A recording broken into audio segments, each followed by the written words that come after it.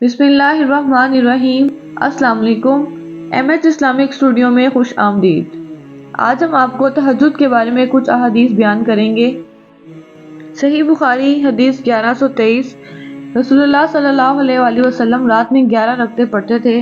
آپ صلی اللہ علیہ وآلہ وسلم کی یہی نماز تھی، لیکن اس کے سجدے اتنے لمبے ہوا کرتے کہ تم میں سے کوئی نبی صلی اللہ علیہ وآلہ وسلم کے سر اٹھانے سے قبل 50 آیتیں پڑھ سکتا تھا، اور طلوع فجر ہونے پر فجر کی نماز سے پہلے آپ صلی اللہ علیہ وآلہ وسلم 2 رکعت سنت پڑھتے، اس کے بعد دائیں پہلو پر لیٹ جاتے۔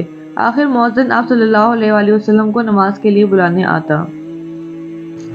صحیح بخاری حدیث 1128، رسول اللہ صلی اللہ علیہ وآلہ وسلم ایک کام کو چھوڑ دیتے اور آپ صلی اللہ علیہ وآلہ وسلم کو اس کا کرنا پسند ہوتا، اس خیال سے ترک کر دیتے کہ دوسرے صحابہ بھی اس پر آپ صلی اللہ علیہ وآلہ وسلم کو دیکھ کر عمل شروع کر دیں، اور اس طرح وہ کام ان پر فرض ہو جائے گا۔ چنانچہ رسول اللہ صلی اللہ علیہ وآلہ وسلم نے چاشت کی نماز کبھی نہیں پڑھی۔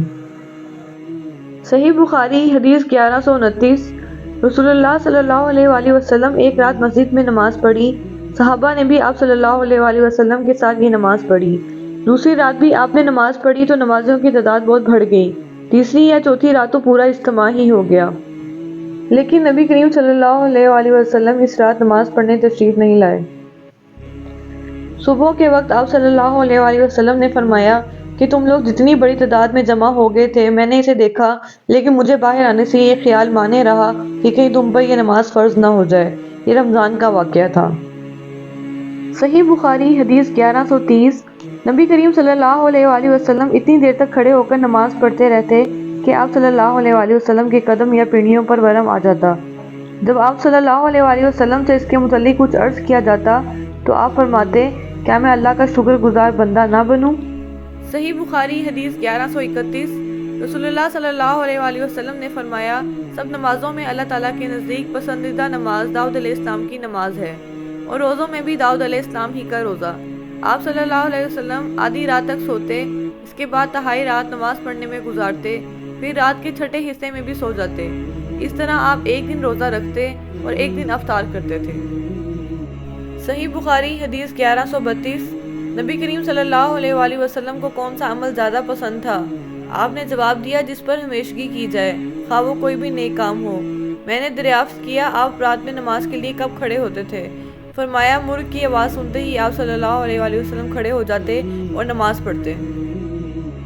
صحیح بخاری حدیث 1135، میں نے رسول اللہ صلی اللہ علیہ وآلہ وسلم کے ساتھ ایک مرتبہ رات میں نماز پڑھی۔ آپ صلی اللہ علیہ وآلہ وسلم نے اتنا لمبا قیام کیا کہ میرے دل میں ایک غلط خیال پیدا ہو گیا۔ ہم نے پوچھا کہ وہ غلط خیال کیا تھا، تو آپ نے بتایا کہ میں نے سوچا کہ بیٹھ جاؤں اور نبی کریم صلی اللہ علیہ وآلہ وسلم کا ساتھ چھوڑ دوں۔ صحیح بخاری حدیث 1136، نبی کریم صلی اللہ علیہ وآلہ وسلم جب رات میں تہجد کے لیے کھڑے ہوتے تو پہلے اپنا منہ مسواک سے خوب صاف کرتے۔ صحیح بخاری حدیث 1139، میں نے حضرت عائشہ صدیقہ رضی اللہ عنہا سے نبی کریم صلی اللہ علیہ وآلہ وسلم کی رات کی نماز کے متعلق پوچھا تو آپ نے فرمایا کہ آپ صلی اللہ علیہ وآلہ وسلم 7، 9 اور 11 تک رکعتیں پڑھتے تھے، فجر کی سنت اس کے سوا ہوتی۔ صحیح بخاری حدیث 1141، رسول کریم صلی اللہ علیہ وآلہ وسلم نے فرمایا کہ شیطان آدمی کے سر کے پیچھے رات میں سوتے وقت 3 گیریں لگا دیتا ہے، اور ہر گیرہ پہ یہ پھونک دیتا ہے کہ سو جا، ابھی رات بہت باقی ہے۔ پھر اگر کوئی بیدار ہو کر اللہ کی یاد کرنے لگا تو ایک گیرہ کھل جاتی ہے، پھر جب وضو کرتا ہے تو دوسری گیرہ کھل جاتی ہے، پھر اگر نماز فرض یا نفل پڑھے تو تیسری گیرہ بھی کھل جاتی ہے۔ اس طرح صبح کے وقت آدمی چاق و چوبند خوش مزاج رہتا ہے، ورنہ سست اور بد باطن رہتا ہے۔ صحیح بخاری حدیث 1144، نبی کریم صلی اللہ علیہ وآلہ وسلم کے سامنے ایک شخص کا ذکر آیا کہ وہ صبح تک پڑا سوتا رہا اور وہ فرض نماز کے لیے بھی نہیں اٹھا۔ اس پر آپ صلی اللہ علیہ وآلہ وسلم نے فرمایا کہ شیطان نے اس کے کان میں پیشاب کر دیا ہے۔ صحیح بخاری حدیث 1134، نبی کریم صلی اللہ علیہ وآلہ وسلم اور زید بن ثابت رضی اللہ عنہ دونوں نے مل کر سحری کھائی۔ سحری سے فارغ ہو کر آپ نماز کے لیے کھڑے ہو گئے۔ دونوں نے نماز پڑھی۔ ہم نے انس رضی اللہ عنہ سے پوچھا کہ سحری سے فراغت اور نماز شروع کرنے کے درمیان کتنا فاصلہ ہوگا؟ آپ نے جواب دیا کہ اتنی دیر میں ایک آدمی 50 آیتیں پڑھ سکتا ہے۔ صحیح بخاری حدیث 1145 رسول اللہ صلی اللہ علیہ وآلہ وسلم نے فرمایا کہ ہمارا پروردگار بلند برکت والا ہے۔ ہر رات کو اس وقت آسمان دنیا پر آتا ہے جب رات کا آخری تہائی حصہ رہ جاتا ہے۔ وہ کہتا ہے کوئی مجھ سے دعا کرنے والا ہے کہ میں اس کی دعا قبول کروں، کوئی مجھ سے مانگنے والا ہے کہ میں اسے دوں، کوئی مجھ سے بخشش طلب کرنے والا ہے کہ میں اس کو بخش دوں۔ صحیح بخاری حدیث 1146 نبی کریم صلی اللہ علیہ وآلہ وسلم رات میں نماز کیوں کر پڑھتے تھے؟ آپ نے بتلایا کہ شروع رات میں سوئے رہتے اور آخر رات میں بیدار ہو کر تہجد کی نماز پڑھتے، اس کے بعد بستر پر آ جاتے اور جب مؤذن اذان دیتا تو جلدی سے اٹھ بیٹھتے، اگر غسل کی ضرورت ہوتی تو غسل کرتے ورنہ وضو کر کے باہر تشریف لے جاتے۔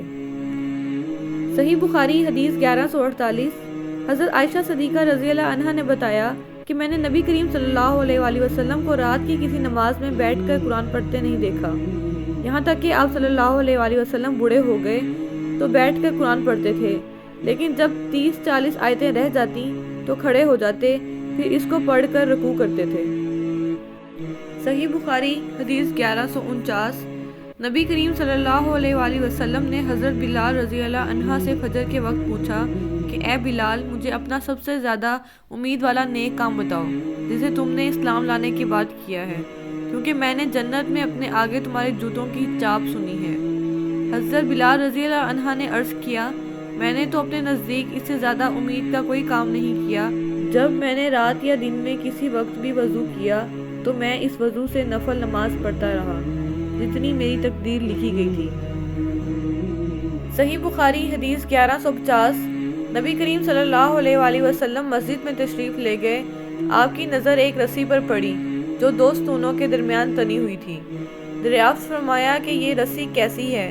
لوگوں نے عرض کی کہ یہ حضرت زینب رضی اللہ عنہا نے باندھی ہے، جب وہ نماز میں کھڑی کھڑی تھک جاتی ہیں تو اسے لٹکی رہتی ہیں۔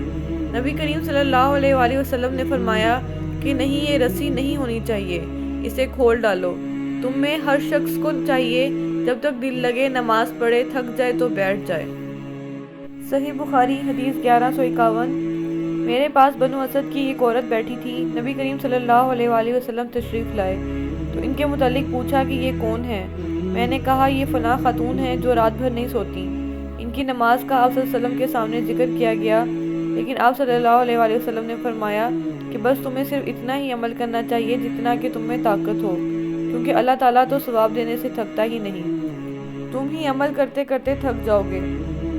اگر آپ کو ہماری ویڈیو اچھی لگی ہو تو لائک کریں، شیئر کریں، کمنٹ کریں، ہمارے چینل MH اسلامک اسٹوڈیو کو سبسکرائب کریں، بیل آئیکن پریس کریں تاکہ ہر نوٹیفیکیشن آپ کو ملتا رہے۔